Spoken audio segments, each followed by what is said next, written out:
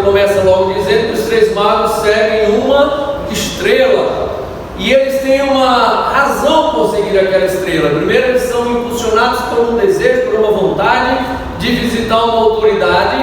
E aquela estrela, pelos seus estudos, é uma estrela totalmente diferente, que não aparecia na visão celestial e na sua estrutura de conhecimento. Então eles dizem: essa estrela é diferente, é uma estrela que pode apontar para uma autoridade. E eles se preparam, e eles saem da sua cidade, eles saem das suas casas, eles caminham com presentes, e eles vão até o encontro de Jesus. E na verdade, quando eles chegam ali, eles fazem uma adoração àquele menino, por entender que aquele menino era uma autoridade. E aí, se você abrir a sua Bíblia no Evangelho de Mateus, nós vamos ler no Evangelho de Mateus, versículo de... Vamos começar pelo versículo 18, mas eu vou até o 22. E ele diz assim: ora, o nascimento de Jesus Cristo, e eu gosto disso, porque ele cita Jesus e cita Cristo, ele dá a relação humana e divina. Assim, estando Maria, sua mãe, desposada com José, sem que tivesse antes coabitado, achou-se grávida pelo Espírito Santo. Ele formaliza de uma forma bem clara que aquele menino concebido em Maria, na verdade, era um ato divino, era a concepção feita pelo Espírito Santo. Mas José, seu esposo, ele narra a história toda do sentimento divino da história do nascimento de Jesus. Sendo justo e não a querendo infamar, resolveu deixá-la secretamente. Enquanto ponderava dessas coisas, eis que apareceu em sonho um anjo do Senhor, dizendo: José, filho de Davi, não temas receber Maria, sua mulher, porque o que nela foi gerado é do Espírito Santo. Ela dará à luz um filho e lhe porá o nome Jesus, porque ele salvará o seu povo dos seus pecados. Ora, tudo isso aconteceu para que se cumprisse o que fora dito pelo Senhor através do seu profeta. Eis que a vide a ele aponta para Isaías capítulo 7, verso 14. Aí ele diz: eis que a virgem conceberá e dará à luz um filho, e será ele chamado pelo nome de Emanuel, que quer dizer Deus conosco. E despertando José do sono, fez com que lhe ordenara o anjo e o Senhor, e recebeu a sua mulher. Contudo, não a conheceu enquanto não deu à luz ao filho, a quem pôs o nome de Jesus. Então ele cita toda a história, ele faz uma narrativa acerca da história do nascimento de Jesus. Na verdade, quando nós vamos para o capítulo 2, já existe toda uma relação do menino crescido, que vai crescendo, a sua fuga para o Egito, a matança dos inocentes, ou seja, daqueles que o Herodes mandou matar, para entre eles matar também Jesus. E aí no capítulo 2, do verso 10, nós vamos encontrar assim: e vendo eles a estrela, já falando dos magos, alegraram-se com grande e intenso júbilo. Querido, grifa na tua Bíblia que os magos, ao verem aquela estrela, eles se alegraram com grande e com intenso o quê? Júbilo, com grande alegria. Não foi assim uma alegriazinha pequena, não. Foi uma grande alegria, disseram que aquilo era diferente. Quando você vai ler um livro muito intitulado sobre a questão dos magos, a passagem, eles iam no caminho radiantes de alegria, porque eles iam encontrar uma autoridade, um rei. E aí a gente precisa entender isso. Então eles seguem a estrela, e eles seguem com grande júbilo, com grande alegria. Vendo eles a estrela, verso 10 do capítulo 2, se alegraram com grande e intenso júbilo, e entrando na casa viram um menino com Maria sua mãe, e prostrando-se o adoraram e entregaram a eles tesouros. Olha que coisa interessante, eles seguem aquela estrela, eles encontram o menino na casa do lado da mãe Maria, e eles se alegram por aquele encontro, e eles fizeram o quê? Eles adoraram a Jesus. Nesse evangelho que narra essa narrativa, que conta essa história, eu tirei uma coisa interessante para nós, queridos. E a coisa interessante é: que estrela você tem seguido? Os magos se alegram quando vem a estrela. É o anúncio mais célebre do texto de Mateus, é que eles veem uma estrela, eles se arrumam todos, se aprontam todos, levam presentes, porque eles querem ver esse Deus, esse menino, essa autoridade. E quando eles encontram o menino, a Bíblia diz que eles se prostram, eles adoram o menino, eles entregam os seus presentes. Na Bíblia, na língua da Bíblia, João Ferreira de Almeida, corrigida e atualizada, diz os seus tesouros. Não vou entrar por esse âmbito, não é minha intenção aqui, mas eles doam presentes a Jesus. Mas o mais importante é: eles se curvam diante de Jesus, eles adoram, porque eles estavam seguindo a estrela que era o próprio Deus. Que estrela você tem seguido? Às vezes tem muitos famosos que a gente segue, né? Eu cancelo eles, todos eles, né? Mas tudo bem, não tenho nada contra. Mas a gente tem um estrelismo muito grande. De vez em quando vem alguém aí, uma estrela dessa aí, que a turma chama global, nada contra. E aí os aeroportos ficam cheios, todo mundo quer autógrafo, todo mundo quer estar perto, tirar uma foto, faz uma selfie, né? E para Jesus, o que é que nós temos feito? Como tem sido a nossa adoração? Como tem sido a nossa busca em seguir a estrela para adorá-lo? Como tem sido até mesmo a nossa questão de presenteá-lo no sentido de favorecer o seu reino? A Bíblia diz que aqueles magos saíram e caminharam por muito tempo para encontrar Jesus, e eles, quando encontram Jesus, eles na verdade estão ali prontos a adorar Jesus. Muitas vezes nós estamos seguindo a estrela da fama, nós queremos ser famosos. Outro, nós queremos seguir a nossa inteligência. Minha fama vai ser porque eu sou muito inteligente, eu vou despontar no mercado porque eu sou muito bom no que eu faço. Nada contra, estude, tem que ser bom.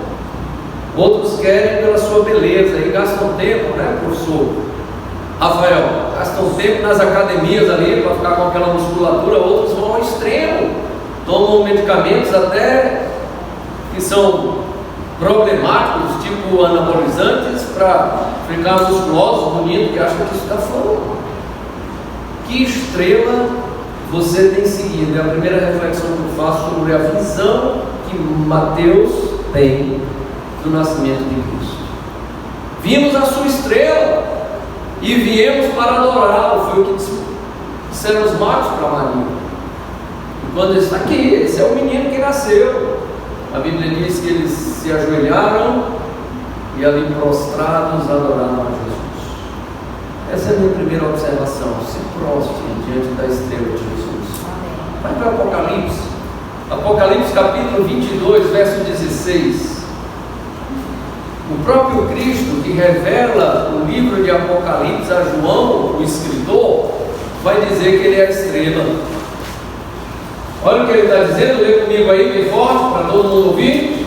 Eu, Jesus, enviei o meu anjo para vos testificar estas coisas às igrejas. Eu sou a raiz e a geração de Davi, a brilhante estrela da manhã. E aí eu quero dizer: faz como os magos fizeram, segue a estrela que é Jesus. Amém. Segue a estrela que é Jesus. Tem coisa melhor do que seguir a estrela que é Jesus. Vamos para o segundo evangelho? Marcos, abre aí a tua Bíblia e vê como Marcos vai narrar o evangelho de Jesus. Marcos, quando ele narra o evangelho de Jesus, ele faz previamente. E ele faz previamente no sentido de não relatar o nascimento em si, mas de mostrar o ministério que esse menino, Jesus nascido, vai na verdade assumir. Ele inclusive não fala de Belém, ele vai falar da Galileia, que pode abraçar muitas cidades ali na Galileia dos gentios, mas é onde Jesus vai desenvolver, na verdade, seu ministério terreno e seu ministério divino. E aí, nessa relação do nascimento de Jesus, ele começa com o ministério de Jesus apontando João Batista, possivelmente seu primo na história, filho de, me ajuda aí, Isabel e Zacarias. Isso, Isabel e Zacarias.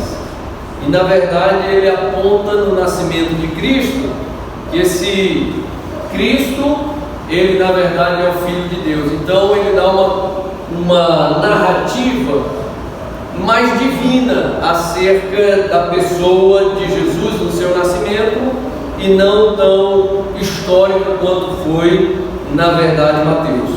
Vamos começar por Marcos capítulo 1, verso 7, amém? E pregava dizendo: após mim vem aquele que é mais poderoso que eu, do qual não sou digno de curvar-me e desatar-lhe as correias das sandálias. Eu vos tenho batizado com água, porém vos batizará com o Espírito. Amém? Amém. Amém. Então, Marcos, ele é mais pragmático na relação divina da pessoa de Cristo. Ele não diz que ele nasceu, não. Ele diz: veio, na verdade, da província da Judéia, mas na verdade ele é o Filho de Deus, ele é da rainha de Davi, ele é aquele que João está dizendo que ele não é digno nem de desatar as alparcas dos seus pés. Ele, João, batiza com água, vai lá no Rio Jordão e batiza. Esse Cristo nascido, ele é mais poderoso, porque ele vai batizar vocês com o Espírito Santo. Presença do Espírito Santo na pessoa do Senhor Jesus Cristo. Vamos para o verso 9, no próprio capítulo 1 ainda. Olha o que ele vai dizer no verso 9. Naqueles dias veio Jesus de Nazaré da Galiléia. Ele não atribui a Belém, nada contra, mas a Galiléia, obviamente ele fala de Naftali e Zebulon, que eram as cidades antigas do Antigo Testamento, que no Novo Testamento são nominadas como a Galiléia dos gentios. E aí João foi batizar no Rio Jordão, e logo ao sair das águas viu os céus rasgarem-se e o Espírito do Senhor descer em forma de pomba sobre ele. Então foi ouvindo uma voz dos céus: Tu és o meu Filho amado, em ti eu tenho prazer. Então é dessa forma que na verdade Marcos vai apresentar Jesus. E aí eu faço a minha reflexão sobre o Evangelho de Marcos. A palavra de Deus está dizendo: esse é o meu Filho amado, em quem eu tenho prazer. Eu pergunto: quem é Jesus para você? Na sua visão da pessoa de Cristo, quem é Jesus para você? Marcos diz: Jesus para mim é o Filho amado de Deus. Será que Jesus é um Filho amado de Deus para você? Será que você tem amado, na verdade, esse Cristo que nasceu? E nasceu para nos dar vida e vida em abundância? Em Marcos, Jesus é aquele que vem da Galiléia dos gentios, é aquele que caminha, é aquele que é batizado no Jordão, mas é aquele que é o Filho de Deus. Vamos ver então como Lucas vai, na verdade, apresentar Jesus. Deixa eu dizer uma coisa para vocês. Lucas é o evangelho, ou é o evangelista, se assim pudermos dizer, no sentido da sua narrativa, mais sobejo acerca dos escritos do nascimento de Jesus.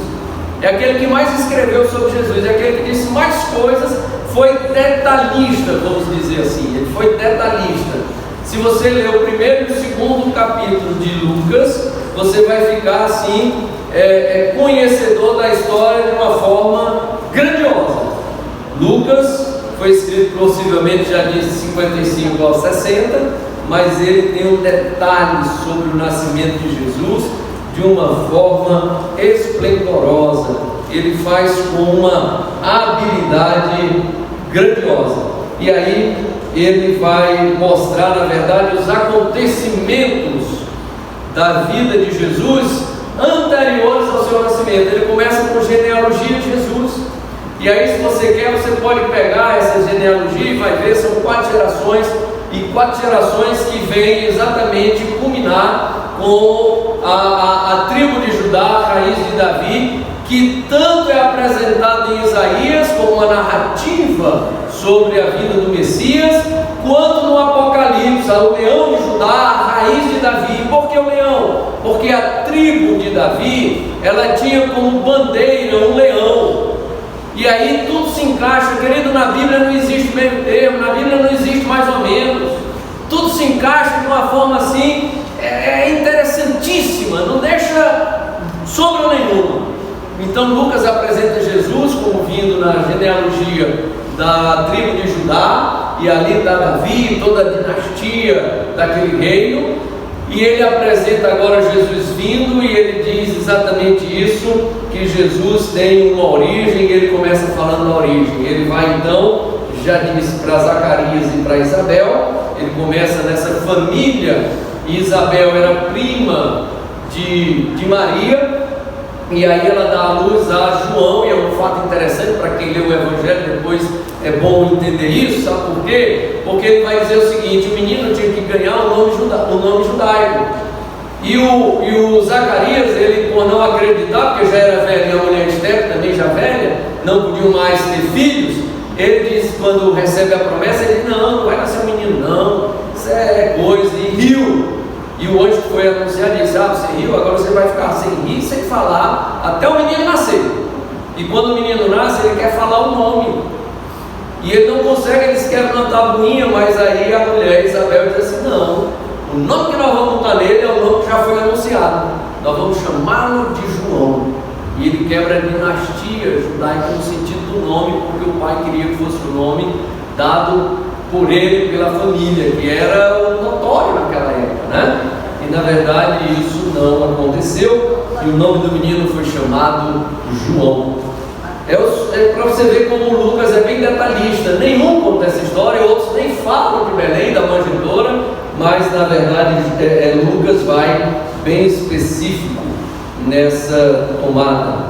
Fala da aproximação do anjo, do diálogo, tanto com Maria quanto com José, antes do nascimento e até antes do casamento, e eles colocam, na verdade, a pessoa de Jesus no lugar histórico da família e no lugar divino como aquele que é o Emanuel, o Deus conosco.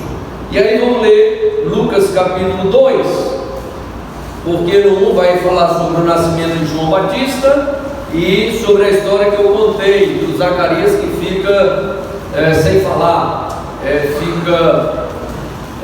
quem não fala fica mudo. Eu ia dizer surdo, é mudo, né? Estava procurando aqui a palavra.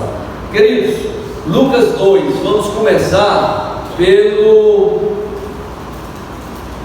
verso 1, mas eu vou até o 7. Ele diz assim: naqueles dias foi publicado o decreto de César Augusto, convocando toda a população do império para recensear-se. Foi o primeiro recenseamento, pois feito por Quirino, ele era governador da Síria, e todos vinham dos seus lugares para se alistar, e cada um na sua própria cidade. Pronto, aí ele fala, como eu disse, Lucas é bem específico, e ele vai falar muita coisa. Vai dizer que veio José, veio Maria, que eles eram de Nazaré, e eram da cidade de Davi. Ele cria toda uma imponente relação de Jesus com os judeus, com a tribo de Judá, com a tribo de Davi, e ele vai falando isso, a chamada Belém, a casa da família de Davi. É um texto bem explicado, que vale a pena a gente entender. No verso 5 vai dizer assim: havia de alistar-se com Maria, sua esposa, que estava grávida. Estando eles ali, aconteceu completar-se os dias, e ela deu à luz ao seu filho primogênito, enfaixou e o deitou numa manjedoura. Como ele é tão específico que ele diz até como foi, né? estou ali na manjedorinha e tal. E olha o que ele vai dizer: porque não havia o quê? Não, mais alto que é para todo mundo entender. Por quê? Não havia lugar para eles. Porque não havia lugar para eles na hospedaria. Então quer dizer, todo mundo arranjou lugar. Todo mundo tinha um lugar. Para Maria que estava grávida, e para o menino que ia nascer, que era Jesus, e José, não tinha lugar. E aí eu gosto de pensar, e essa minha terceira observação acerca dos evangelhos, como eles vêm, não tinha lugar para Jesus nascer. E hoje a reflexão que eu faço é: na maioria das casas e na maioria dos corações, nós não temos mais lugar para Jesus nascer, para Jesus habitar. Você deve fazer uma reflexão sobre isso. Se você olhar para dentro da sua casa, você vai ver que tem gente que não acredita em Jesus, que não acredita que ele nasceu, que ele viveu, que ele fez esse milagre, que ele morreu. Você acredita de uma forma tíbia, fraca, de uma forma assim, histórica somente, que tem Natal, que tem Páscoa, que tem essas coisas. Não tem fé. Agora deixa eu fazer uma pergunta e me responda bem alto. Se soubessem, aquela comunidade, Belém, a pequena cidade de Belém, se soubesse que aquela mulher era Maria, que ela seria daqui a alguns dias, ou quem sabe daqui a algumas horas, a mãe do Salvador, será que ninguém tinha arranjado um lugar para ele? Eu mesmo, se eu estivesse lá, disse: não, Maria, pelo amor de Deus, fica aqui, tem Jesus aqui. E eu quero estar bem perto depois que o menino nascer, para eu ser abençoado. Porque a gente ia envelhecer. Não ia dar um lugar, porque ele precisava de um lugar. Era uma gestante que estava quase em trabalho de parto, precisando de um lugar. Era não. É porque ele queria sair no jornal, das 10, das 8, nos jornais, mas ele deu um lugar para que Jesus nascesse. Ele deu um lugar para que Maria, a mãe do Salvador, pudesse dar luz. Nós estamos buscando aquilo lá no primeiro evangelho, a fama. É verdade. Nós estamos buscando fama. Nós fazemos as coisas para os outros verem, nós somos bons.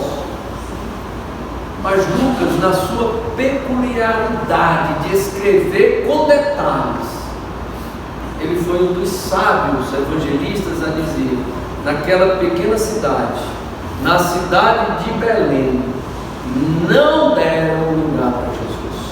Não tinha lugar para Jesus. E essa é a reflexão que eu faço. Que lugar você está dando para Jesus? Que lugar você está dando para Jesus? Queridos, quando a gente lê, na verdade, esse texto e começa a entender Lucas anunciando que Cristo nasceu, que a Maria, mãe do Salvador, estava ali, que José, o pai de Jesus, o pai humano, adotivo de Jesus, estava ali, e ninguém deu lugar para eles, foram botados junto com o gado, junto com as ovelhas, numa estrebaria. É para pensar o que eu tenho feito com a pessoa de Cristo nos dias de hoje. Que lugar eu estou dando para Jesus? Que essa seja a reflexão que Lucas deixa para nós nessa noite. O quarto evangelho, queridos, ele quase não anuncia nada sobre a pessoa de Jesus. O quarto evangelho, na verdade, João apresenta Jesus totalmente divino. E ele começa dizendo que ele é o verbo, ele é uma ação. Ele é aquele que, através da palavra, ele fez todas as coisas. Ele estava desde o princípio. Ele remete a pessoa de Cristo, a pessoa de Deus, lá no início das coisas, quando a terra era sem forma e vazia. E a narrativa que ele faz do nascimento de Jesus não é biológica, não é natural, não é histórica. Ele diz: olha, Jesus veio, mas ele veio numa concepção divina, e nessa concepção divina, aqueles que deviam receber não receberam. E aí ele diz: mas a todos quanto recebeu, deu-lhes o poder de serem feitos filhos de Deus. A estrutura então em João é diferente da de Mateus, é diferente da de Marcos e é diferente, muito diferente da de Lucas, que no nascimento é o mais detalhista. É inclusive aquele que vai dizer que o nome dele tinha que ser Emanuel, Deus conosco. Na verdade, João ele vai apresentar Jesus já na formalidade de um cumpridor da missão salvífica, de aquele que cumpre a missão do reino de Deus, daquele que, olha, Deus falou antigamente de muito jeito, de muitas formas. Deus falou pelos profetas, Deus falou pelas visões, Deus falou no antepassado por muita gente, mas nesses últimos dias Ele nos fala por Jesus, a quem constituiu o herdeiro sobre todas. João vai fazer nessa narrativa aquela ideia de um Cristo que é Senhor sobre todas as coisas. João então não faz nenhum formalismo sobre o nascimento, mas ele faz uma narração, uma narrativa, uma escritura teológica, eu diria, empolgada por um Cristo que é na verdade o Cordeiro de Deus.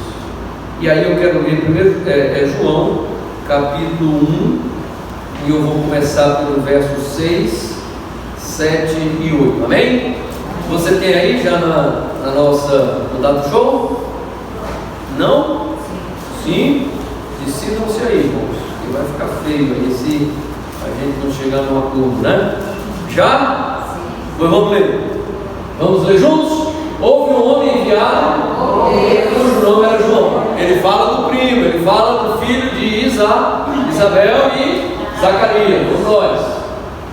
Este veio com testemunho para que testificasse a respeito, a fim de que todos. Quando ele diz esse veio a respeito da luz, ele fala de quem? Diga alto, ele fala que já havia sido anunciado no outro evangelho, estão lembrados? Você tem que lembrar que João é escrito no ano 90, possivelmente, os outros 50, 60, 55. Ele então vai com uma carga literária já muito grande, além. Quando ele escreve o seu evangelho, ele já tem uma carga de outras fontes muito claras. E aí ele vai logo além da coisa. Ele não vai dizer que Jesus nasceu em Belém, já existia isso. Ele vai dizer que ele era o Deus Emanuel, já existia isso. Mas ele vai dizer, olha, João Batista nasceu e ele veio para dar testemunho acerca da luz. Sabe qual é a reflexão que eu faço nesse evangelho sobre o Cristo que nasceu? Quem adivinha? Você não sabe? Eu acabei de dizer. O evangelho de João é o evangelho do testemunho. João é o maior testemunho acerca da pessoa de Cristo. O próprio Jesus, olha que coisa interessante, o próprio Jesus vai dizer assim: não há uma pessoa que testifique mais de mim, um homem que fale mais do Cordeiro de Deus do que João o Batista, porque tinha outro João ali, mas ele diz João o Batista, era aquele João que anunciava, que lá em Isaías já dizia, olha, vai vir um que endireitará os caminhos, que anunciará o arrependimento. Esse é João Batista.